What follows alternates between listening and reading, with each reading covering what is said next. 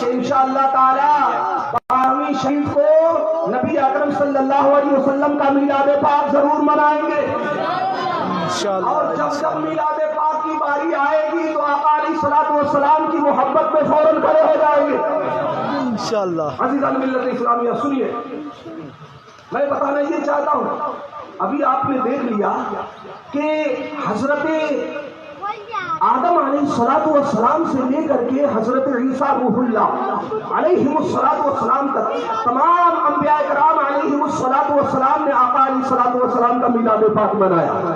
بولو مسلمان، اب ایک اعتراض ہوتا ہے، ہم سنیو، وہ اعتراض یہ ہے کہ صحابہ کرام نے تو کبھی میلاد منایا نہیں، آپ لوگ کیوں میلاد مناتے ہیں؟ اگر صحابہ کرام نے میلاد پاک منایا ہو تو دلیل پیش کرو، ہم لوگ بھی منائیں گے۔ الحمدللہ میں چاہتا ہوں کہ آج عمر آباد کے مسلمانوں کے سارے قدورات کو میں دور کر دوں تاکہ ان کا ذہن ایک دم صاف ہو جائے اور مکمل طور پر وہ آقا علیہ السلام کی محبت میں رسیلے ہو جائے۔ توجہ کے ساتھ سماعت فرمائیں، دعویٰ سماعت کر لیجیے، بلا شبہ بے شک حق یہ ہے کہ صحابہ کرام بھی آقا علیہ السلام کا میلاد پاک منایا کرتے ہیں۔ مسلم شریف کے اندر حدیث پاک موجود ہے، توجہ کے ساتھ سماعت فرمائیں، صحابی رسول حضرت امیر معاویہ رضی اللہ تعالیٰ عنہ روایت کرتے ہوئے فرماتے ہیں، جلسنا نذکر اللہ ونحمدہ علی ما ہدانا للاسلام ومن علینا بک یا رسول اللہ، قال اللہ ما جلسکم الا ذلک، قالوا واللہ ما جلسنا الا ذلک، قال اما انی لم استحلفکم تہمۃ لکم ولكنه اتاني جبريل فاخبرني ان الله عز وجل يباهي بكم الملائكه۔ پیارے، ایک مرتبہ رسول گرامی وقار صلی اللہ علیہ وسلم مسجد نبوی شریف میں تشریف لائے تو کیا دیکھتے ہیں آقا علیہ السلام کہ صحابہ کرام کا ایک اجتماع جاری ہے۔ دیکھنے کے بعد آپ نے ان سے ایک سوال کیا، جبکہ صحابہ کرام کے اوقات بڑے مصروف رہا کرتے تھے پیارے، ہمیشہ کسی نہ کسی جنگ میں، کسی نہ کسی غزوے میں، کسی نئے افق پر اسلام کی شمع روشن کرنے میں صحابہ کرام مصروف رہا کرتے تھے، لیکن آج حال یہ ہے کہ صحابہ کرام نے ان مصروف ترین اوقات میں سے وقت نکال کر کے جلسہ منعقد کر رکھا۔ تو آقا علیہ السلام نے ان سے پوچھا، سوال کیا، میرے صحابہ ما اجلسکم، کیا بیان ہو رہا ہے؟ کس چیز کی محبت نے تمہیں یہاں بیٹھا رکھا ہے؟ تم کیا بیان کر رہے ہو؟ تمہارے اس جلسے کا عنوان کیا ہے؟ اب یہاں یہ مت سمجھ لیجیے گا کہ ہمارے نبی کو غیب کی خبریں نہیں ہے، ہمارے نبی غیب کی خبریں نہیں جانتے، یہ مت سمجھ لینا پیارے۔ ارے جو نبی فرش زمین پر بیٹھ کر کے عرش بری کی خبریں دیتے ہیں، کیا وہ اپنی مسجد کے جلسے کے عنوان سے بے خبر ہوں گے؟ نہیں میرے پیارے، بلکہ پوچھنے میں حکمت یہ ہے، آقا علیہ السلام یہ چاہتے ہیں کہ آج جب میں پوچھوں گا تو میرے کہنے پر میرے صحابہ جو جواب دیں گے، اور جب میں اس جواب کی تصدیق کر دوں گا تو قیامت تک کے میرے تمام آنے والے غلاموں کا وہ جواب بن جائے گا۔ اسی لیے آپ نے ان سے سوال کیا تھا، ورنہ تو آقا علیہ السلام کے علم غیب کا حال یہ ہے پیارے، بخاری شریف کے اندر ہے، اور بھی کئی احادیث مبارکہ کی کتابوں میں یہ حدیث پاک نقل کی گئی ہے کہ حضرت ام حارثہ رضی اللہ تعالی عنہ آقا علیہ السلام کی بارگاہ میں حاضر آتی ہے اور آ کر کے عرض کرنے لگتی ہے، یا رسول اللہ صلی اللہ علیہ وسلم، میرا لاڈلا شہزادہ حارثہ جنگ میں شہید ہو گیا ہے، تو آپ مجھے خبر دیجیے اور بتائیے کہ اگر میرا بیٹا جنت میں پہنچ چکا ہے تب تو میں صبر کر لیتی ہوں، اور اگر میرا بیٹا جنت میں نہ پہنچا ہو تو مجھے آپ اجازت دیجیے کہ میں اپنے بیٹے پر خوب رو لوں۔ اللہ اکبر۔ حضرت ام حارثہ نے آ کر کے یہ سوال کیا تھا تو آقا علیہ السلام نے یہ نہیں فرمایا کہ اے ام حارثہ تم مجھ سے نماز کے تعلق سے پوچھو، روزے کی بات پوچھو، حج و زکات کے تعلق سے پوچھو، حارثہ کہاں گیا اس کا تعلق تو غیب سے ہے اور میں غیب نہیں جانتا۔ آقا علیہ السلام نے یہ نہیں فرمایا بلکہ انتہائی سنجیدگی اور پورے اطمینان کے ساتھ ارشاد فرمایا یا ام حارثہ انہا جنان فی الجنہ وان ابنکی اصحاب الفردوس الاعلی۔ اے حارثہ، اے ام حارثہ، تم تو ایک جنت کی بات کر رہی ہو، میرے رب کی بہت ساری جنتیں ہیں اور مجھے معلوم ہے کہ تمہارا بیٹا کہاں کس جنت میں ہے، تو تم سن لو کہ تمہارا بیٹا سب سے اوپر والی جنت میں پہنچ چکا۔ اب بتاؤ پیارے، جنت ساتوں آسمان کے پار ہے، سدرۃ المنتہا کے بازو میں ہے۔ فرش زمین پر بیٹھ کر کے آقا علیہ الصلوۃ والسلام اس جنت میں کسی کے پہنچ جانے کی خبر دے رہے ہیں، تو کیا وہ اپنی مسجد کے جلسے کے عنوان سے بے خبر ہوں گے؟ نہیں میرے پیارے، اس پوچھنے میں حکمت یہ ہے کہ آقا علیہ الصلوۃ والسلام یہ چاہتے ہیں کہ جب میرے صحابہ جواب دیں گے اور میں اس جواب کا جب رجسٹریشن کر دوں گا تو قیامت تک کے میرے تمام غلاموں کا وہ جواب بن جائے گا۔ اسی لیے آپ نے ان سے دریافت فرمایا کہ بتاؤ تمہارے جلسے کا عنوان کیا ہے؟ عزیزان ملت الکرام، تو صحابہ کرام نے یک زبان ہو کر کے کہا جلسنا نذکر اللہ ونحمدہ علی ما ہدانا للاسلام ومن علینا بک یا رسول اللہ صلی اللہ علیہ وسلم۔ صحابہ کرام کا جواب ملاحظہ فرمائے، صحابہ کرام فرماتے ہیں یا رسول اللہ، ہم سب کے سب یہاں بیٹھ کر اس بات کو بیان کر رہے ہیں کہ ایک وہ وقت تھا کہ ہمیں کوئی جانتا نہ تھا، ہمیں کوئی پہچانتا نہ تھا، ہمیں کوئی پوچھتا نہ تھا، ہماری کوئی حیثیت نہیں تھی، ہم عرب کے ماحول زندگی گزار رہے، تہذیب و تمدن اور سویلائزیشن سے دور دور تک ہمارا کوئی تعلق نہیں تھا، عرب کے اندھیروں میں ہمارے بسیرے تھے، صراط مستقیم سے دور ہمارے ڈیرے تھے، لیکن یا رسول اللہ صلی اللہ علیہ وسلم آج وہ وقت آ گیا ہے کہ آپ کی ولادت باسعادت کی وجہ سے ہمیں وہ عزت ملی ہے کہ آج بلال اگر زمین پر چل رہے ہوتے ہیں تو ان کے قدموں کی آہٹ جنت کے اندر سنائی دیتی ہے۔ آج ہمیں صراط مستقیم کا روشن منارہ کہا جاتا ہے، ہدایت کی پہچان، ہدایت کا روشن منارہ آج ہمیں کہا جاتا ہے، اور صراط مستقیم کی پہچان اب ہمارے ناموں سے ہوتا ہے۔ یا رسول اللہ صلی اللہ علیہ وسلم، جب تک پیچھے نہ تھے تو کوئی پوچھتا نہ تھا، ہمیں خرید کر انمول کر دیا، آج ہم فرش زمین پر ہوتے ہیں لیکن ہمارے بچے عرش بری پر ہو رہے ہوتے ہیں۔ یا رسول اللہ صلی اللہ علیہ وسلم، آپ کی ولادت باسعادت کی وجہ سے جو کانٹے گلاب بن گئے، جو ذرے تھے وہ آفتاب بن گئے۔ بس اسی بات کا ہم تذکرہ کر رہے ہیں اور اس پر رب تبارک و تعالیٰ کا شکریہ ادا کر رہے ہیں۔ عزیزان ملت اسلامیہ، اس مقام پر میں یہ بیان کر دینا بھی مناسب سمجھتا ہوں کہ بڑی آسانی سے اس زمانے میں کچھ لوگ ذکر میلاد کی جب مجلس دیکھتے ہیں تو آسانی سے کہہ کر کے گزر جاتے ہیں، سنین بیٹھ کر کے ٹائم پاس کراتے ہیں، یہ ان کا جملہ ہوتا ہے۔ لیکن میں ان سے پوچھنا چاہتا ہوں، پیارے بتاؤ کیا صحابہ کرام بھی ٹائم پاس کرنے کے لیے بیٹھے ہوئے تھے؟ بولو بولو، ارے صحابہ کرام کی اوقات کی قیمت تمہیں کیا معلوم؟ میں بتاتا ہوں، سنو، ابن ماجہ شریف کی حدیث پاک ہے، صحابہ کرام کے اوقات کتنے قیمتی اور سرخیز تھے۔ صحابی رسول حضرت عبداللہ ابن عمر رضی اللہ تعالیٰ عنہ روایت کرتے ہوئے فرماتے ہیں لَمَنَامُ أَحَدِهِمْ سَاعَةً خَيْرٌ مِّنْ عَمَلِكُمْ عُمْرَهُ۔ سبحان اللہ، سبحان اللہ۔ یعنی اے بعد والو سنو، تمہاری زندگی بھر کی نمازیں، روزے، حج، زکات، جہاد، تہجد اور زندگی بھر کے نیک اعمال ایک پلے میں رکھ دیے جائے اور صحابی رسول کی زندگی کی نیند کا ایک لمحہ دوسرے پلے میں رکھ دیا جائے تو صحابی رسول کی نیند کا جو لمحہ والا جو پلہ ہوگا وہ تمہاری ساری زندگی عبادت پر بھاری ہو جائے۔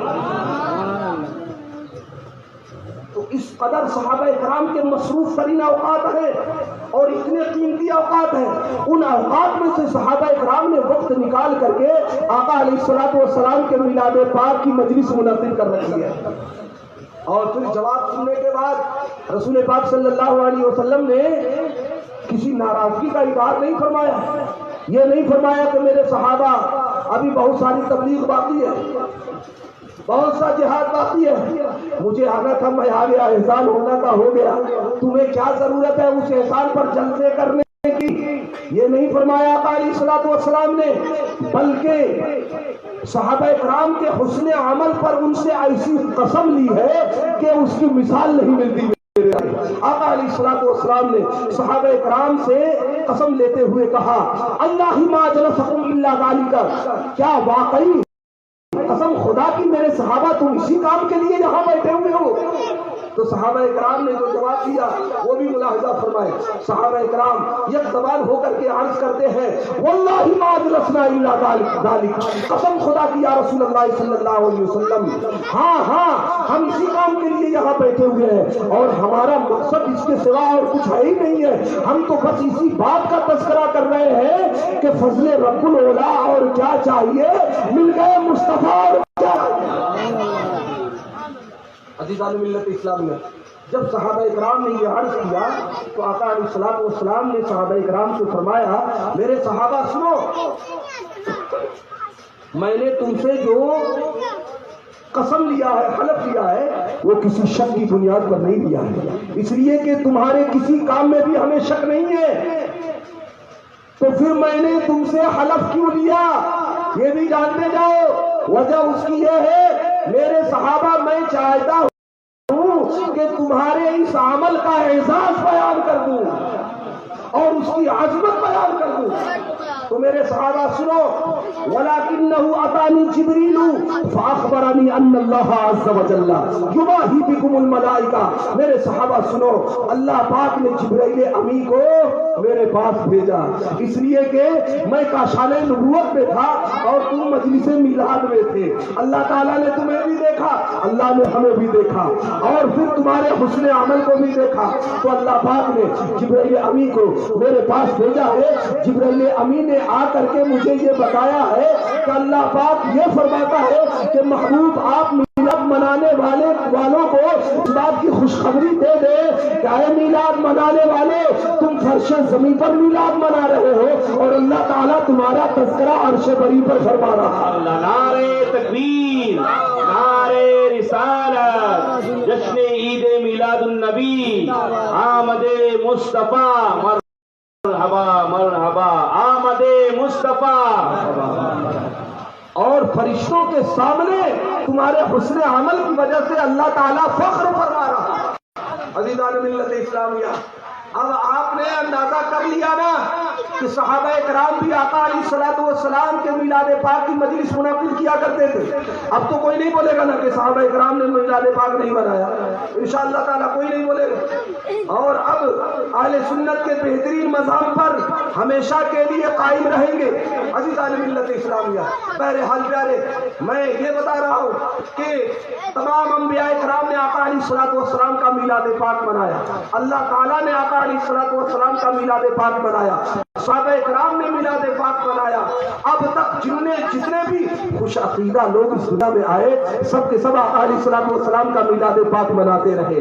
میں نے ابھی بتایا کہ حمل پاک کے جو 9 مہینے تھے ان 9 مہینوں میں الگ الگ انبیاء اور رسول میں سے آ کر کے مبارکبادیاں پیش کر کے گئے۔ عزیزان ملت اسلامیہ، جب 9 مہینے پورے ہو گئے تو حضرت جبرائیل امی رب تبارک و تعالیٰ کی بارگاہ میں حاضر آتے ہیں اور آنے کے بعد عرض کرتے ہیں الہی تیرے محبوب کی آمد کا وقت قریب ہو چکا ہے۔ بولو نہ چل کر، تیرے محبوب کی آمد کا وقت قریب ہو چکا ہے، لیکن تیرے محبوب کی والدہ ماجدہ گھر میں تنہا اور اکیلی ہے۔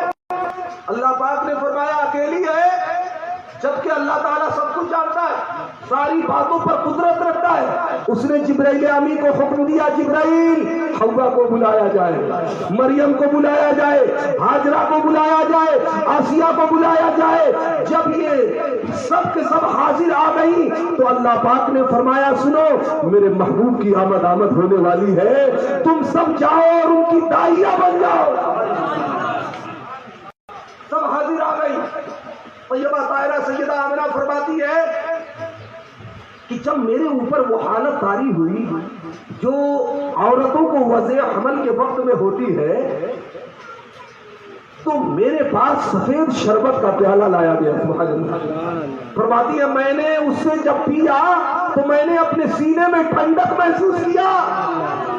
اور اس کے بعد فرماتی ہے کہ میں نے اس کے بعد اپنے گردا گرد بلند قد و قامت والی عورتوں کو دیکھا. بلند قد و قامت والی عورتوں کو دیکھا جن کا قد عبد مناف کی بیٹیوں کی طرح تھا. تو میں نے تعجب سے کہا یہ کہاں سے آ گئی؟ تو ان میں سے فوراً ایک نے کہا اے آمنہ گھبرانا مت، میں فرعون کی بیوی آسیہ ہوں، تمہاری داہیہ بن کر کے آئی. دوسری نے کہا میں مریم بنت عمران ہوں اور یہ میرے ساتھ جنت کی حوریں ہیں. اب یہاں غور کرنے کا مقام ہے پیارے، یہ آسیہ کون ہے؟ جاننے کی بات ہے یہ فرعون کی بیوی ہے. پھر یہاں پر جس صف میں حضرت عیسیٰ علیہ السلام کی والدہ کھڑی ہے، جس صف میں حضرت اسماعیل علیہ السلام کی والدہ کھڑی ہے، وہی مقام حضرت آسیہ کو کیسے مل گیا؟ یہ غور کرنے کا مقام ہے پیارے. تو سنیے کیوں ملا، کیسے ملا. حضرت موسیٰ علیہ السلام کو قتل کرنے کا جب فرعون نے ارادہ کر لیا تھا، اس میں مصمم کر لیا تھا، تو ان کی نورانی صورت کو جب آسیہ نے دیکھا تو کہا کہ اے فرعون اپنے ہاتھ روک لے، اس بچے کو ہم لے کر کے گھر چلتے ہیں، اسے پال لیتے ہیں اور اپنا بیٹا بنا لیتے ہیں. یہ بچہ آگے چل کر کے جوان ہو کر کے ہمارے کام آئے گا. تو چونکہ حضرت آسیہ نے اللہ کے نبی سے محبت کی تو اسی محبت کا انہیں انعام ملا کہ جس صف میں حضرت عیسیٰ کی والدہ کھڑی ہے، حضرت اسماعیل علیہ السلام کی والدہ کھڑی ہے، جس صف میں حضرت مائی حوا رضی اللہ تعالی عنہا کھڑی ہے، اسی صف میں حضرت آسیہ بھی آ کر کے کھڑی ہے. عزیزان ملت اسلامیہ، یہاں سے قاعدہ کلیہ سمجھ میں آ گیا کہ جو بھی نبی سے محبت کرتا ہے اسے نواز دیا جاتا ہے. بہرحال پیارے رسول پاک صلی اللہ علیہ وسلم کی داعیہ بن کر کے یہ تمام عورتیں حاضر ہیں. اتنے میں حضرت جبرائیل امین حاضر ہوتے ہیں اور آنے کے بعد عرض کرتے ہیں، علیہ السلام کا تصور ذہن میں بتاتے ہیں اور پھر حضرت طیبہ طاہرہ آمنہ رضی اللہ تعالی عنہ کے سامنے کہتے ہیں اظہر یا سید المرسلین، اظہر یا رحمت للعالمین. فظہر النبی صلی اللہ علیہ وسلم کالبدر المنیر. یعنی حضرت جبرائیل امین نے آ کر کے کہا یا رسول اللہ صلی اللہ علیہ وسلم، اے رسولوں کے سردار تشریف لائیے، اے کائنات کے لیے رحمت آپ تشریف لائیے کہ آقا علیہ السلام 14ویں رات کے چاند کی طرح دنیا میں تشریف فرما ہو. اب علیہ السلام کی پھوپھی حضرت صفیہ بنت عبد المطلب فرماتی ہے کہ بوقت ولادت میں آقا علیہ السلام کی ماں کے پاس حاضر تھی. میں نے دیکھا کہ آپ کے جسم مبارک پر جو نور تھا وہ نور چراغ کی روشنی پر غالب آ گیا. اور پھر میں نے اس رات میں اس پیدائش کے بعد 6 عجائبات دیکھے. کتنے؟ 6 عجائبات دیکھے. فرماتی ہے کہ جیسی ہی آقا علیہ السلام شکم مادر سے باہر آئے انہوں نے اپنی پیشانی کو سجدے میں رکھ دیا. سبحان اللہ سبحان اللہ. میرے پیارے سجدے میں رکھا. جبکہ یہاں پر ایک ضابطہ آپ ملاحظہ کر لیں کہ سجدہ اس جگہ پر کیا جاتا ہے جو جگہ پاک ہو، جبکہ شریعت کا قانون یہ ہے کہ جس جگہ بچہ پیدا ہوتا ہے اس جگہ کو بھی ناپاک کر دیتا ہے. اور شریعت کا یہ بھی قانون ہے کہ سجدہ کرنے کے لیے بدن کا پاک ہونا بھی ضروری ہے. دنیا میں جتنے بچے پیدا ہوتے ہیں سب ناپاک پیدا ہوتے ہیں. جس جگہ پیدا ہوتے ہیں اس جگہ کو بھی ناپاک کر دیتے ہیں اور بچے پیدائش کے بعد اس کی ماں بھی ناپاک ہو جاتی ہے. اور یہاں حال یہ ہے کہ آپ کی پھوپھی فرماتی ہے کہ میں نے دیکھا کہ رسول اللہ صلی اللہ علیہ وسلم شکم مادر سے باہر آئے اور سیدھا اپنی پیشانی کو سجدے میں رکھ دیا. معلوم یہ ہوا کہ مصطفیٰ کریم ناپاک پیدا نہ ہوئے، جس جگہ پیدا ہوئے وہ جگہ بھی ناپاک نہ ہوئی. میرے پیارے اس سے یہ پتا چلا کہ مصطفیٰ کریم صلی اللہ علیہ وسلم کی ولادت و پیدائش یہ بے مثل و بے مثال ہے، ہمارے اور آپ کی پیدائش کی طرح نہیں. عزیزان ملت اسلامیہ اور آگے بڑھے، دوسری بات کے تعلق سے آپ فرماتی ہے کہ میں نے دیکھا کہ سجدے سے آپ نے سر اٹھا کر کے اشہد ان لا الہ الا اللہ فرمایا۔ بتاؤ کوئی ایسا بچہ ہے جو پیدا ہو اور سیدھا اپنی پریشانی کو سجدے میں رکھتے ہوئے اور پھر سر اٹھا کر کے اشہد ان لا الہ الا اللہ کہے؟ ایسا بچہ آپ کو ملے گا؟ کہیں نہیں ملے گا۔ اگر کہیں ملے گا تو آمنہ کی گود میں ملے گا۔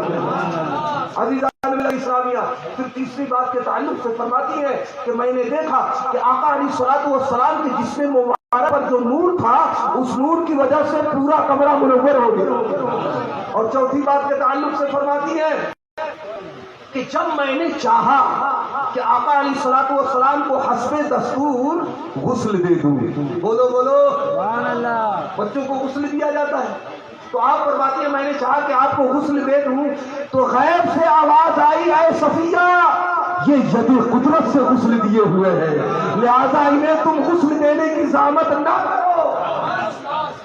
اور پانچویں بات یہ ہے پیارے کہ آقا علیہ الصلوۃ والسلام ناف بریدہ اور ختنہ شدہ پیدا کیے گئے۔ سبحان اللہ۔ بتاؤ بچے پیدا ہوتے ہیں تو ہم لوگ جو ہے ان کا ختنہ کراتے ہیں، اور یہاں حال یہ ہے آپ کی پھوپھی فرماتی ہے کہ آپ ناف بریدہ اور ختنہ شدہ پیدا ہوئے تھا، کیونکہ ان چیزوں کا تعلق جو ہے وہ عورت خلیفہ سے ہے، ان کا چھپانا کامل طور پر فرض ہے۔ یہ اگر کوئی شخص کھول دے گے تو حکم یہ ہے کہ مار کر کے اسے بند کروایا جائے، اور گھٹنا اگر کھول دے گا تو اس کی حیثیت جو ہے وہ عورت خفیفہ کی ہے، مارا نہیں جائے گا۔ لیکن اگر ناک کھل جائے، اس کے نیچے کا حصہ کھل جائے تو مار کر کے اسے بند کروایا جائے۔ آقا علیہ الصلوۃ والسلام کو اللہ پاک نے پہلے ہی ختنہ شدہ اور ناف بریدہ پیدا فرما دیا کہ دنیا کا کوئی انسان کسی انسان کی نظر تک اس پر نہ پڑے۔ عزیزان ملت اسلامیہ یہی حکمت ہے اس کے اندر۔ اور آگے بڑھے، چھٹی چیز کے تعلق سے آپ کی پھوپھی جان فرماتی ہے کہ اس کے بعد میں نے چاہا کہ رسول پاک صلی اللہ علیہ وسلم کو پیراہن پہنا دوں، تو میں نے دیکھا کہ آپ کے دونوں شانوں کے درمیان پشت مبارک پر ایک گول نشان ہے اور اس پر لا الہ الا اللہ محمد رسول اللہ لکھا ہوا ہے۔ بتائیے آقا علیہ الصلوۃ والسلام کی ولادت باسعادت یہ بے مثل و بے مثیل ہے کہ نہیں ہے؟ بے نظیر ہے کہ نہیں ہے؟ اب بھی کوئی کہے کہ آقا علیہ الصلوۃ والسلام ہماری کی طرح ہے، یہ تو اس کی عقل پر کف ہے۔ میرے پیارے، میں بتانا یہ چاہتا ہوں کہ رسول پاک صلی اللہ علیہ وسلم جب پیدا ہوئے تو بے شمار عجائبات رونما ہوئے، جن میں سے چند میں نے آپ کے سامنے پیش کیا۔ حضرت طیبہ طاہرہ آپ کی والدہ ماجدہ فرماتی ہے کہ آقا علیہ الصلوۃ والسلام کی پیدائش سے پہلے ایک خاص اور چیز میں نے دیکھی، وہ یہ ہے کہ رأیت الجماعۃ قد نزلوا من السماء ومعهم ثلاثة أعلام بيض فركزوا علما على سطح داري وركزوا علما على ظهر الكعبة وركزوا علما على بیت المقدس۔ فرماتی ہے کہ پیدائش سے تھوڑا پہلے میں نے ایک مقدس جماعت کو دیکھا جو آسمان سے اتری، ان کے ساتھ 3 سفید جھنڈے تھے۔ سبحان اللہ۔ سنیو، تم جو جھنڈے لگاتے ہو نا، یہ جھنڈے لگانا یہ تمہاری اپنی ایجاد نہیں ہے، تمہاری اپنی اختراع نہیں ہے، بلکہ جھنڈے اللہ پاک نے لگوائے ہیں اور فرشتوں نے لگائے ہیں۔ جھنڈے لگوانا یہ سنت الہیہ ہے اور لگانا یہ سنت ملائکہ ہے۔ فرماتی ہے کہ میں نے 3 سفید جھنڈے دیکھے، ایک جھنڈا انہوں نے میرے گھر کی چھت پر لگا دیا۔ اب ایسے کوئی نہیں کہے گا کہ جھنڈا لگانا شرک کر دیا۔ جس کو دلیل چاہیے وہ میرے پاس کتاب موجود ہے نصرت المجال، اس کے اندر میں اسے دکھا دوں گا، وہ دیکھ سکتا ہے۔ اور بھی عبارت میں نے آپ کے سامنے پیش کر دیا ہے۔ اس لیے پیارے، خوب قاعدے سے جھنڈے لگاؤ، زیادہ سے زیادہ جھنڈے لگاؤ، گلیوں کو سجاؤ۔ کوئی بھی عمرہ باد میں گھر بچنا نہیں چاہیے جس پر جھنڈا نہ ہو۔ انشاءاللہ تعالی لگائیں گے نا آپ لوگ؟ میرے پیارے، میں کوئی بریلی شریف کی وفاداری میں نہیں بول رہا ہوں، بلکہ میں تو وہ بول رہا ہوں جو شریعت کہتی ہے۔ اس لیے پیارے، بات یہ ہے کہ ایک جھنڈا انہوں نے میرے گھر کی چھت پر لایا، دوسرا جھنڈا خانے کا پر لگایا، سبحان اللہ۔ تیسرا جھنڈا بیت المقدس کی چھت پر لگایا۔ اچھا وہاں ہے معہم ثلاثۃ اعلام بید، جھنڈے ہم لوگ تو جھنڈیاں لگاتے ہیں، یہ بہت چھوٹی ہوتی ہے۔ اب اللہ تعالیٰ نے کیسے جھنڈے لگوائے تھے ہم اور آپ نہیں بیان کر سکتے، وہ تو وہ بتاوے جس نے لگوایا اور جس نے دیکھا، وہی بتا سکتے۔ عزیزان ملت اسلامیہ، پھر یہ کہ وہ جھنڈے بھی جو تھے وہ سفید تھے، کیا تھے؟ سفید جھنڈے تھے۔ ہم لوگ تو لال پیلے نیلے جھنڈے لگاتے ہیں، زیادہ تر ہرے جھنڈے لگاتے ہیں، لیکن طیبہ فرماتی ہے کہ میں نے 3 سفید جھنڈے دیکھے۔ اس کی وجہ کیا ہے پیارے؟ میں نے ماقبل میں بھی بتایا تھا، سفید جھنڈا کیونکہ یہ امن و شانتی کی علامت ہے۔ کیا ہے؟ امن و شانتی کی علامت ہے۔ 2 گروپ میں جنگ ہو رہی ہو، آپ کے شہر کا کلیکٹر آ کر کے بیچ میں سفید جھنڈا رکھ دے تو فوراً جنگ بند کر دی جاتی ہے۔ کیوں بند کر دی جاتی ہے؟ کہ سفید جھنڈا یہ امن و شانتی کی علامت ہے۔ تو اللہ پاک نے سفید جھنڈا لگوا کر کے دنیا والوں کو بتا دیا، اے دنیا والوں سن لو، اب تو ظلم و بربریت کے تمام دروازے بند کر دیے گئے، اب تو اسلام کے افق صرف اور صرف امن و شانتی کا ہی پرچم لہرایا کرے گا۔ عزیزان ملت اسلامیہ، اس لیے جھنڈا بھی لگانا ہمارے لیے ضروری ہے۔ آگے بڑھیں۔ اب ایک بات یہ رہ جاتی ہے، ہم لوگوں نے تو جان لیا کہ اللہ تعالیٰ نے بھی نبی کا میلاد پاک منایا، انبیاء کرام نے بھی نبی کا میلاد پاک منایا، ملائکہ اعظام نے بھی نبی کا میلاد پاک منایا، یہاں تک کہ جنگل کے جانوروں نے بھی نبی کا میلاد پاک منایا۔ اب ایک سوال یہ رہ جاتا ہے، آقا علیہ الصلوۃ والسلام نے خود اپنا میلاد پاک منایا یا نہیں؟ یہ جاننے کی چیز ہے۔ سننا چاہتے ہیں آپ لوگ؟ بس یہ آخری بات ہے، حدیث پاک پیش کروں گا انشاءاللہ تبارک و تعالیٰ، اس کے بعد ختم کر دیا جائے گا۔ درود پاک پڑھیے، اللہم صلی اللہ محمد معدن الجود والکرم منبع العلم والحلم والحکم وآلہ وبارک وسلم صلاۃ و سلام علیک سیدی یا نور اللہ صلی اللہ تعالی علیہ وسلم۔ عزیزان ملت، آقا علیہ الصلوۃ والسلام نے خود ہی اپنا میلاد پاک صحابہ کرام کے مجمع کے اندر منایا ہے۔ معجم الکبیر للطبرانی کے اندر ہے، مستدرک کے اندر ہے، کئی کتابوں کے اندر یہ حدیث پاک موجود ہے۔ آقا ارشاد فرماتے ہیں، انی عند اللہ مکتوب خاتم النبیین وَإِنَّ آدَمَ لَمُنْجَدِلٌ فِي طِينَتِهِ وَسَأُخْبِرُكُمْ بِأَوَّلِ أَمْرِي دعوة إبراهيم وبشارة عيسى ورؤيا الأم التي رأت حين وضعتني وقد خرج لها نور أضاء لها منه قصور الشام۔ آقا علیہ الصلوۃ والسلام ارشاد فرماتے ہیں کہ میں اس وقت رب تبارک و تعالیٰ کی بارگاہ میں خاتم النبیین لکھا ہوا تھا جب حضرت آدم علیہ الصلوۃ والسلام ابھی مٹی کے خمیر میں تھے، اور میں فرماتے ہیں کہ میں حضرت ابراہیم علیہ السلام کی دعا ہوں، حضرت عیسیٰ کی بشارت ہوں، اور اپنی والدہ کا وہ خواب ہوں جو انہوں نے میری پیدائش کے وقت میں دیکھا تھا کہ ان سے ایک نور میری پیدائش کے وقت میں جس سے ان کے لیے شام کے محلات روشن ہو۔ بتاؤ مسلمانوں، اسے میلاد کہتے ہیں کہ نہیں کہتے؟ تو ہمارے نبی نے تو خود ہی اپنا میلاد پاک منایا ہے۔ ہم لوگ اگر میلاد پاک منا دیں تو بلا شبہ یہ آقا علیہ الصلوۃ والسلام کی سنت کہلائے گی۔ سبحان اللہ، اللہ اکبر، اللہ اکبر۔ بہت سارے لوگ یہ بھی بول دیتے ہیں، اسی حدیث پاک سے ایک اور سوال کا جواب مل جاتا ہے۔ لوگ بولتے ہیں کہ بھئی 40 سال کے بعد رسول اللہ صلی اللہ علیہ وسلم کو نبوت ملی، اور یہاں آقا علیہ الصلوۃ والسلام فرماتے ہیں کہ انی عند اللہ مکتوب خاتم النبیین وان آدم لمنجدل فی طینتہ۔ ابھی حضرت آدم علیہ السلام مٹی کے خمیر میں تھے اور میں خاتم النبیین لکھا ہوا تھا۔ سبحان اللہ، نبی لکھا ہوا تھا۔ اللہ پاک نے رسول کائنات صلی اللہ علیہ وسلم کو نبی بنا کر کے بھیجا۔ 40 سال کے بعد آپ نے اس نبوت کا اعلان فرمایا، لیکن نبی بن کر کے آپ تشریف لائے. قرآن مقدس کا ارشاد بھی ہے اس پر. هو الذی ارسل رسولہ، هو الذی ارسل رسولہ، وہ ہے کہ جس نے بھیجا اپنے رسول. پیارے جانتے ہو ارسل یرسل ارسال یہ باب افعال سے جس کا معنی ہوتا ہے کسی چیز کو بھیجنا، اور بھیجی وہ چیز جاتی ہے تو پہلے سے موجود ہو. بولو سبحان اللہ. یہ مال میرے پاس پہلے سے موجود ہے، میں نے آپ کے پاس اسے بھیج دیا. تو بھیجنا اس بات پر دلالت کرتا ہے کہ یہ چیز پہلے سے موجود ہے.